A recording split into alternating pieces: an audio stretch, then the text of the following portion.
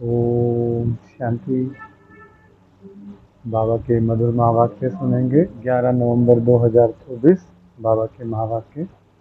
बाबा कहते, मीठे बच्चे, अपने ऊपर पूरी नज़र रखो, कोई भी बेकायदे चलन नहीं चलना। श्रीमत का उल्लंघन करने से गिर जाएंगे। पर्सन पद्मा पदमपति बनने के लिए कौन सी खबरदारी चाहिए? उत्तर, सदैव ध्यान रहे, जैसा कर्म हम करेंगे हमें देख और भी करने लगेंगे। किसी भी बात का मिथ्या अहंकार न आए। मुरली कभी भी मिस न हो। मनसा वाचा कर्मणा, अपनी संभाल रखो।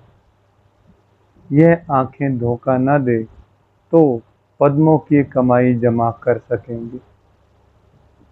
इसके लिए अंतर्मुखी होकर बाप को याद करो और विकर्मों से बचे रहो। ओम शांति। रूहानी बच्चों को बाप ने समझाया है। यहाँ तुम बच्चों को इस ख्याल से जरूर बैठना होता है, यह बाबा भी है, टीचर और सतगुरु भी है। और यह भी महसूस करते हो, बाबा को याद करते करते पवित्र बन पवित्र धाम में जाकर पहुँचेंगे। बाप ने समझाया है कि पवित्र धाम से ही तुम नीचे उतरते हो। उसका नाम ही है पवित्र धाम। सतो प्रधान से फिर सतो रजोत्तमो। अभी तुम समझते हो कि हम नीचे गिरे हुए हैं, अर्थात वैशाल्य में हैं। भले तुम संगम युग पर हो, परंतु ज्ञान से तुम जानते हो कि हमने किनारा किया हुआ है। फिर भी अगर हम शिव बाबा की याद में रहते हैं तो शिवालय दूर नहीं। शिव बाबा को याद नहीं करते तो शिवालय बहुत दूर है। सजाएं खानी पड़ती हैं तो बहुत दूर हो जाता है। तो बाप बच्चों को कोई जास्ती तकलीफ नहीं देते हैं।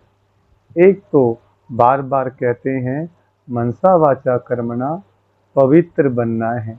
ये आँखें भी बड़ा धोखा देती हैं। इनसे बहुत संभाल कर चलना होता है। बाप ने समझाया है कि ध्यान और योग बिल्कुल अलग है। योग अर्थात याद, आंखें खुली होते भी तुम याद कर सकते हो। ध्यान को कोई योग नहीं कहा जाता। भोग भी ले जाते हैं तो डायरेक्शन अनुसार ही जाना है। इसमें माया भी बहुत आती है। माया ऐसी है जो एकदम नाक में दम कर देती है।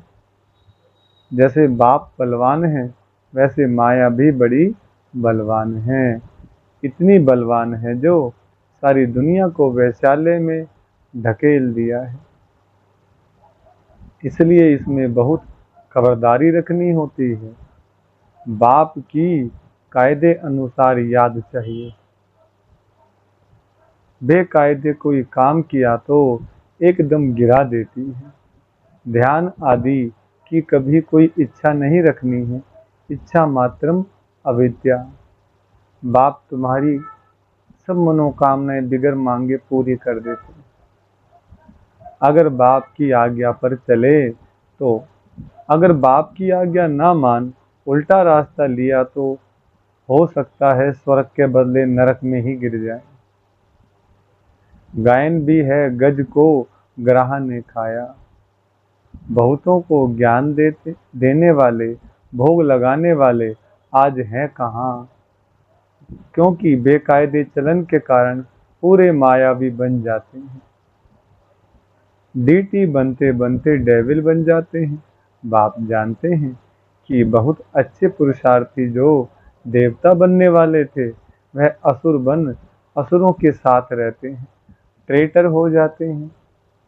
बाप का बनकर फिर माया के बन जाते, उन्हें ट्रेटर कहा जाता है। अपने ऊपर नजर रखनी होती है।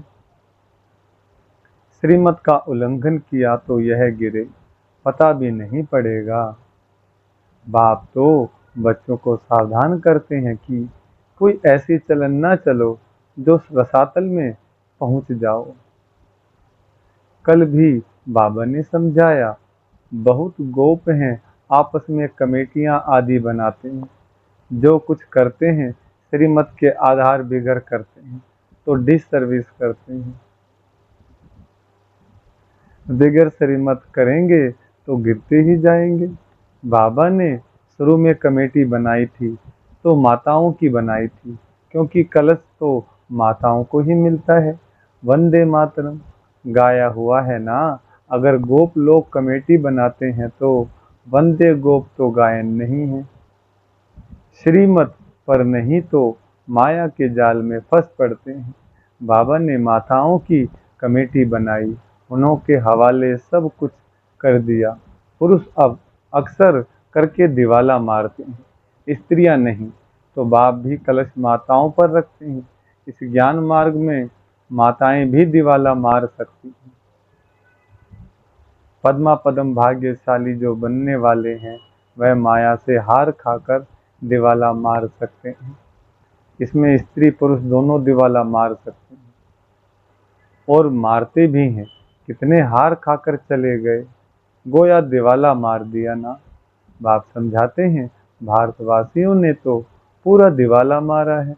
माया कितनी जबरदस्त है जो समझ नहीं सकते। हम क्या थे, कहाँ से एकदम नीचे आकर गिरे हैं। यहाँ भी ऊंच चढ़ते चढ़ते फिर श्रीमत को भूल अपनी मत पर चलते हैं तो दिवाला मार देते हैं। वो लोग तो दिवाला मारते फिर 5-7 वर्ष बाद खड़े हो जाते हैं। यहाँ तो 84 जन्मों का दिवाला मारते हैं। ऊंच पद पा न सके दिवाला मारते ही रहते हैं। बाबा के पास फोटो होता तो बतलाते, तुम कहेंगे बाबा तो बिल्कुल ठीक कहते हैं, ये कितना बड़ा महारथी था, बहुतों को उठाते थे, आज है नहीं, दिवाले में है। बाबा घड़ी घड़ी बच्चों को सावधान करते रहते हैं। अपनी मत पर कमेटियां आदि बनाना, इसमें कुछ रखा नहीं है। आपस में मिलकर झरमुई झगमुई करना, यह ऐसा करता था, फलाना ऐसा करता था, सारा दिन यही करते रहते हैं। बाप से बुद्धि योग लगाने से ही सतो प्रधान बनेंगे। बाप का बने और बाप से योग नहीं तो घड़ी घड़ी गिरते रहेंगे।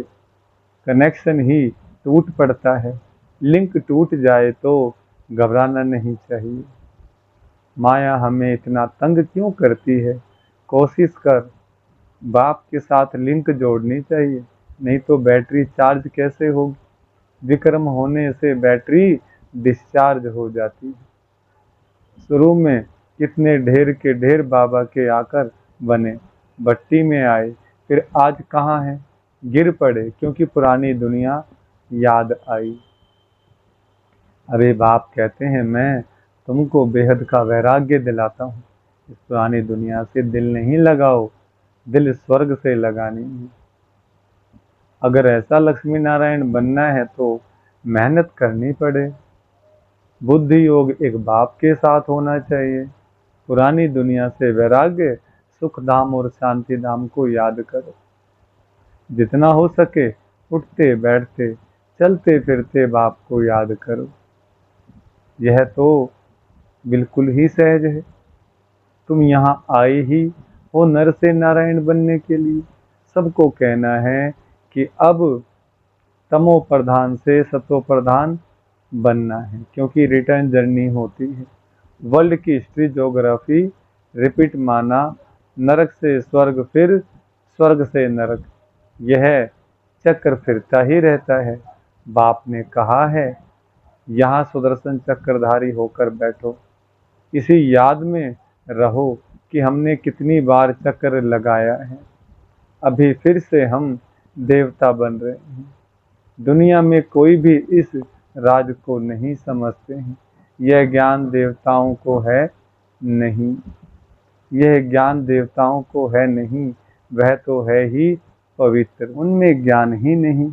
जो शंख बजावे वह पवित्र हैं, उनको यह निशानी देने की दरकार नहीं। निशानी तब होती है जब दोनों इकट्ठे होते हैं।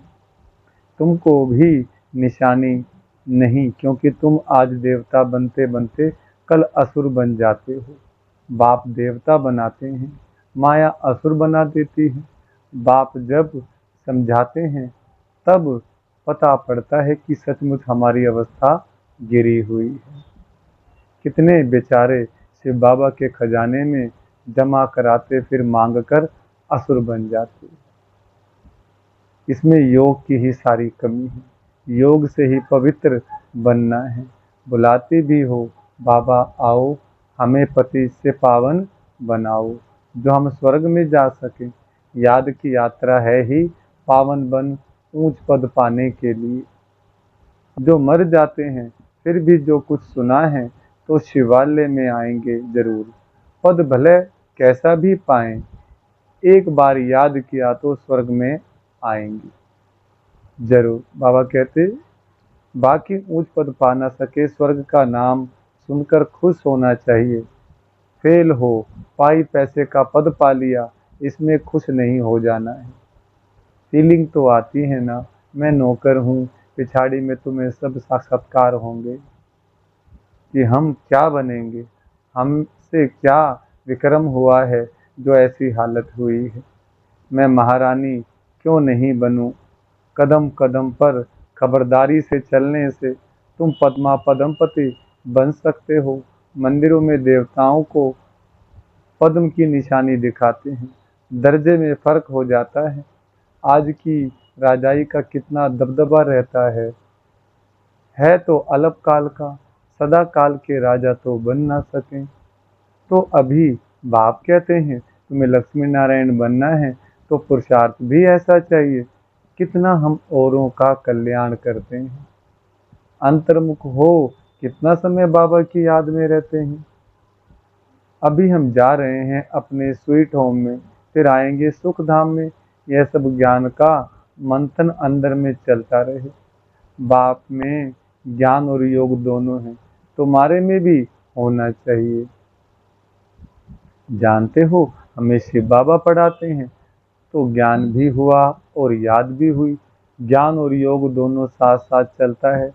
ऐसे नहीं योग में बैठो, बाबा को याद करते रहो और नॉलेज भूल जाएं। बाप योग सिखलाते हैं तो नॉलेज भूल जाते हैं क्या? सारी नॉलेज उनमें रहती है। तुम बच्चों में भी नॉलेज होनी चाहिए, पढ़ना चाहिए। जैसे कर्म मैं करूँगा मुझे देख और करेंगे, मैं मुरली नहीं पढ़ूंगा तो और भी नहीं पढ़ेंगे। मिथ्या अहंकार आ जाता है तो माया झट वार कर देती है। कदम कदम बाप से श्रीमत लेते रहना है, नहीं तो कुछ न कुछ विक्रम बन जाते हैं। बहुत बच्चे भूले करते, बाप को नहीं बताते तो अपनी सत्यानाश कर लेते हैं। गफलत होने से माया थप्पड़ लगा देती है, वर्थ नोटे पैनी बना देती है। अहंकार में आने से माया बहुत विक्रम कराती है। बाबा ने ऐसे थोड़े ही कहा है, ऐसी ऐसी पुरुषों की कमेटियां बनाओ। कमेटी में एक दो समझू सियानी बच्चियां जरूर होनी चाहिए, जिनकी ही राय पर काम हो। कलश तो लक्ष्मी पर रखा जाता है ना। गायन भी है, अमृत पिलाते थे फिर कहाँ यज्ञ में विघन डालते थे। अनेक प्रकार के विघन डालने वाले हैं, सारा दिन यही झरमुई जगमुई की बातें करते रहते हैं। यह बहुत खराब है। कोई भी बात हो तो बाप को रिपोर्ट करनी चाहिए। सुधारने वाला तो एक ही बाप है। तुम अपने हाथ में लो नहीं उठाओ, तुम बाप की याद में रहो, सभी को बाप का परिचय देते रहो, तब ऐसा बन सकेंगे। माया बहुत कड़ी है, किसको नहीं छोड़ती। सदैव बाप को समाचार लिखना चाहिए, डायरेक्शन लेते रहना चाहिए। यूं तो डायरेक्शन सदैव मिलते रहते हैं। ऐसे तो बच्चे समझते हैं, बाबा ने तो आप ही इस बात पर समझा दिया। बाबा तो अंतर्यामी हैं। बाबा कहते नहीं मैं तो नॉलेज पढ़ाता हूँ, इसमें अंतर्यामी की बात ही नहीं। हाँ यह जानता हूँ कि यह सब मेरे बच्चे हैं, हर एक शरीर के अंदर मेरे बच्चे हैं। बाकी ऐसे नहीं कि बाप सभी के अंदर विराजमान है। मनुष्य तो उल्टा ही समझ लेते हैं। बाप कहते हैं मैं जानता हूँ कि सभी तख्त पर आत्मा विराजमान है। यह तो कितनी सहज बात है। सभी चैतन्य आत्माएं अपने अपने तख्त पर बैठी हैं, फिर भी परमात्मा को सर्वव्यापी कह देते हैं। यह है एकज भूल। इस कारण ही भारत इतना गिरा हुआ है। बाप कहते तुमने मेरी बहुत गिलानी की है। विश्व के मालिक बनाने वाले को तुमने गाली दी है। इसलिए बाप कहते हैं यदा यदा ये धर्म से ग्लानिर्भवति भारत। बाहर वाले यह सर्वव्यापी का ज्ञान भारतवासियों से सीखते हैं। जैसे भारतवासी उनसे हुनर सीखते हैं, वह फिर उल्टा सीखते हैं। तुम्हें तो एक बाप को याद करना है और बाप का परिचय भी सबको देना है। तुम हो अंधों की लाठी, लाठी से राह बतलाते हैं ना। अच्छा, मीठे मीठे सिकलदे बच्चों प्रति माता पिता बाप दादा का याद प्यार और गुड मॉर्निंग। रूहानी बाप की रूहानी बच्चों को नमस्ते। हम रूहानी बच्चों की रूहानी बाप दादा को नमस्ते नमस्ते गुड मॉर्निंग। धारणा के लिए मुख्य सार। पहला पॉइंट, बाप की आज्ञा अनुसार हर कार्य करना है। कभी भी श्रीमत का उल्लंघन ना हो, तब ही सर्व मनोकामनाएं बिना मांगे पूरी होंगी। ध्यान दीदार की इच्छा नहीं रखनी है, इच्छा मात्रम अविद्या बनना है। दूसरा, आपस में मिलकर झरमुई झगमुई एक दूसरे का परचिंतन नहीं करना है। अंतर्मुख हो अपनी जांच करनी है कि हम बाबा की याद में कितना समय रहते हैं। ज्ञान का मंत्र अंदर चलता है। वरदान, हर आत्मा के संबंध संपर्क में आते सबको दान देने वाले महादानी वरदानी भव। वरदान का विस्तार, सारे दिन में जो भी संबंध संपर्क में आए उसे कोई न कोई शक्ति का, ज्ञान का, गुण का दान दो। आपके पास ज्ञान का भी खजाना है तो शक्तियों और गुणों का भी खजाना है। तो कोई भी दिन बिना दान दिए खाली ना जाए, तब कहेंगे महादानी। दूसरा, दान शब्द का रूहानी अर्थ है सहयोग देना। तो अपनी श्रेष्ठ स्थिति के वायुमंडल द्वारा और अपनी वृत्ति के वाइब्रेशंस द्वारा हर आत्मा को सहयोग दो, तब कहेंगे वरदानी। स्लोगन, जो बाप दादा और परिवार के समीप है उनके चेहरे पर संतुष्टता, रूहानियत और प्रसन्नता की मुस्कुराहट रहती है। अच्छा, ओम शांति।